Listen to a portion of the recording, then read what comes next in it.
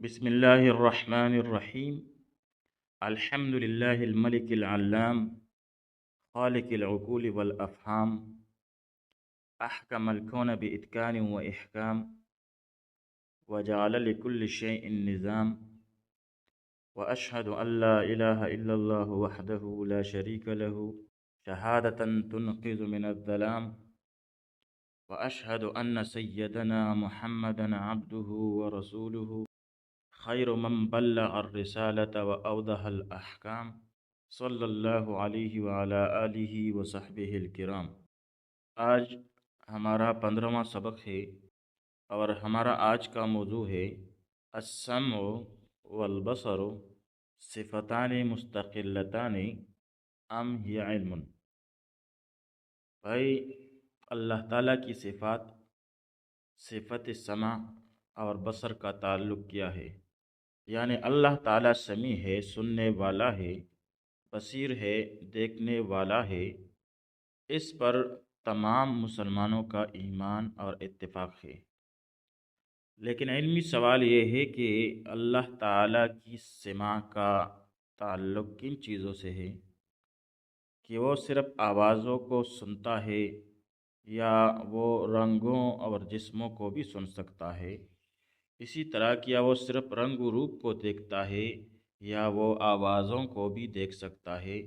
بہرحال ہمارا آج کا موضوع جو ہے یہ سمع اور بصر سے متعلق ہے۔ تو بھائی، ان میں ماتریدیہ کا جو موقف ہے وہ کہتے ہیں کہ سمع کا تعلق ان چیزوں سے ہے جو سنی جا سکتی ہیں، یعنی آوازیں، اور بصر کا تعلق ان چیزوں سے ہے جو دیکھی جا سکتی ہیں، یعنی رنگ، اجسام اور موجودات۔ اور یہی موقف جو ہے یہ عام متکلمین کا بھی ہے، جبکہ ان کے مقابلے میں اشاعرہ کہتے ہیں کہ اللہ تعالیٰ کی سمع اور بصر ہر موجود کو شامل ہے۔ ان کے بقول اللہ تعالیٰ ازل میں اپنی ذات اور صفات کو بھی سنتا اور دیکھتا تھا، اور اب وہ کائنات کی ہر موجود چیز کو خواہ وہ صوت ہو یا نہ ہو سنتا بھی ہے اور دیکھتا بھی ہے۔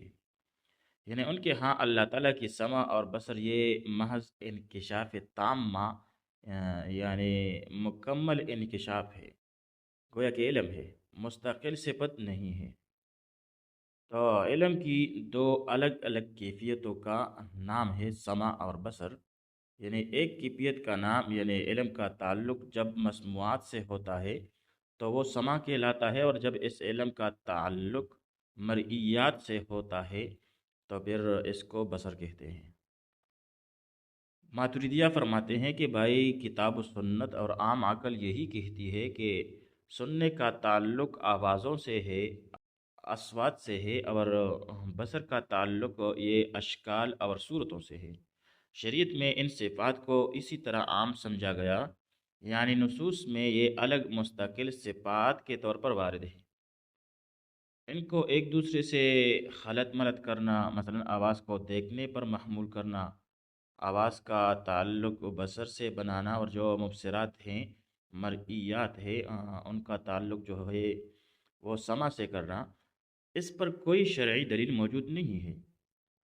عقائد کو شریعت کے ظاہری اور معروف معنوں میں لینا چاہیے، نہ کہ محض خیالی فلسفوں سے۔ تو بھائی، یہ ماتریدیہ کی دلیل ہے اور جواب ہے۔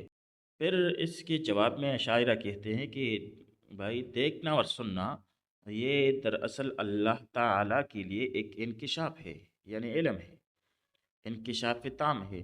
اور اللہ کے ہاں یہ ممکن ہے کہ وہ کان کے بغیر سنتا ہے، آنکھ کے بغیر دیکھتا ہے، کیونکہ وہ اعضاء سے، آلات سے پاک ہے، لہذا وہ آوازوں کو بھی دیکھ سکتا ہے اور رنگوں کو بھی سن سکتا ہے۔ تو پھر یہاں پر ملا علی قاری رحمہ اللہ کی طرف سے اشاعرہ کو جواب دیا جاتا ہے۔ دیگر محققین نے بھی اشاعرہ کی اس دلیل کا جواب دیا ہے کہ اگرچہ اللہ تعالیٰ ہر چیز پر قادر ہے، لیکن محض اپنی رائے سے اللہ کی صفات میں ایسی وسعت پیدا کرنا کہ جس کا ذکر شریعت میں نہیں، تو بھائی یہ علم توحید میں بدعت کے قریب قریب ہے، یعنی خواہ ایک صفت کو اپنے معنی سے اپنی مراد سے ہٹا کر دوسرے صفت کی معنی اور مراد میں اور مفہوم میں داخل کرنا، یہ شریعت سے گویا کہ ہٹ کر ایک بدعت کی قریب قریب جیسی تشریح ہے۔ تو بھائی یہ تو بحث ہوئی سمع اور بصر کی۔ ایک اور سوال کہ کیا اللہ معدوم کو دیکھتا ہے؟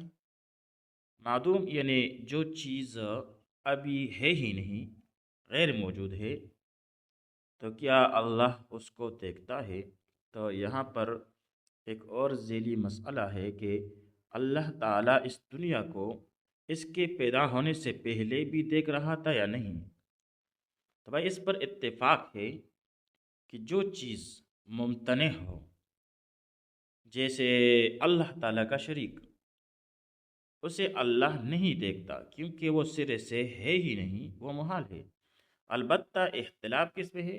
اختلاف اس میں ہے کہ جو چیز معدوم ممکن الوجود ہو، یعنی ہے تو نہیں لیکن اس کا وجود ممکن ہے، تو اس میں جو ہے اختلاف ہے، اور اس میں امام نور الدین صابونی رحمہ اللہ اور شیخ رشید الدین رحمہ اللہ کے درمیان جو ہے مناظرہ ہوا تھا۔ تو اس میں امام صابونی رحمہ اللہ کا موقف ہے کہ اللہ اس چیز کو نہیں دیکھتا جو ابھی موجود ہی نہیں ہے۔ انہوں نے ائمہ بخارا اور سمرقند سے فتویٰ بھی نقل کیا ہے کہ معدوم جو ہے مرئی نہیں ہے، یعنی قابل رویت نہیں ہے۔ معدوم یہاں پر ممکن الوجود والا معدوم مراد ہے، یعنی معدوم بمعنی ممکن الوجود، یعنی ابھی اس کے وجود کا امکان تو ہے لیکن ابھی موجود نہیں ہے۔ ایک ہے عدم محض، تو عدم محض جو ہے اس پر تو اتفاق ہے کہ اللہ تعالیٰ اس کو دیکھتا نہیں ہے، لیکن جو معدوم ہے ابھی موجود نہیں ہے لیکن ممکن الوجود ہے، تو اس میں یہ اختلاف موجود ہے۔ اور عقلی دلیل اس کی یہ ہے کہ اگر اللہ تعالیٰ کالے بالوں میں اس سفیدی کو ابھی سے دیکھ رہا ہے جو بڑھاپے میں آئے گی، تو کالے بالوں میں یعنی انسان کی جوانی میں بال جو ہے وہ کالے ہوتے لیکن آئندہ وہ سفید ہوں گے، تو اللہ تعالیٰ ابھی سے بڑھاپے میں سفید ہونے والے بال وہ ابھی سے دیکھ رہا ہے، تو اس سے یہ لازم آئے گا کہ وہ بال ایک ہی وقت میں کالے بھی ہوں گے اور سفید بھی ہوں گے، تو اس میں اجتماع ضدین لازم آئے گا۔ تو عقل کہتی ہے کہ جو معدوم ہے اس کو اللہ دیکھتے نہیں، لہذا اللہ علم تو رکھتا ہے کہ آئندہ کیا ہوگا، لیکن بصر کا تعلق موجودہ چیز سے ہے۔ بصر کا تعلق آئندہ آنے والے وجود میں فی الحال نہیں ہے، یعنی اللہ کے علم میں تو ہے کہ یہ بال سفید ہوں گے اور کس قدر سفید ہوں گے، یہ تو اللہ کا علم ہے، یہ تو بصر نہیں ہے۔ تو آئندہ سفید ہونے والے بالوں کا تعلق بصر سے نہیں بلکہ وہ اللہ تعالیٰ کے علم سے ہے۔ خلاصہ کلام یہ کہ اللہ تعالیٰ سمیع ہے، بصیر ہے، اور ماتریدیہ کے نزدیک اللہ تعالیٰ کا سننا آوازوں سے متعلق ہے، اور دیکھنا جو ہے یہ بصر یعنی مرئیات سے متعلق ہے۔ اور احتیاط اسی میں ہے کہ اللہ تعالیٰ کی صفات کو انہی معنوں میں رکھا جائے جو شریعت میں اور زبان عربی میں، لغت عربی میں استعمال ہوتے ہیں۔ رہی بات اللہ تعالیٰ کے علم کی، تو وہ ہر عائب اور موجود چیز کو گھیرے ہوئے ہیں، احاطہ بکل شیء علما، لیکن صفت بصر کے لیے چیز کا موجود ہونا ضروری ہے تاکہ دیکھنے کی حقیقت جو ہے وہ صادق آ جائے، شریعت کے لحاظ سے بھی اور عربی زبان کے لحاظ سے بھی۔ صلی اللہ تعالی علی خیر خلقہ محمد و آلہ و اصحابہ اجمعین۔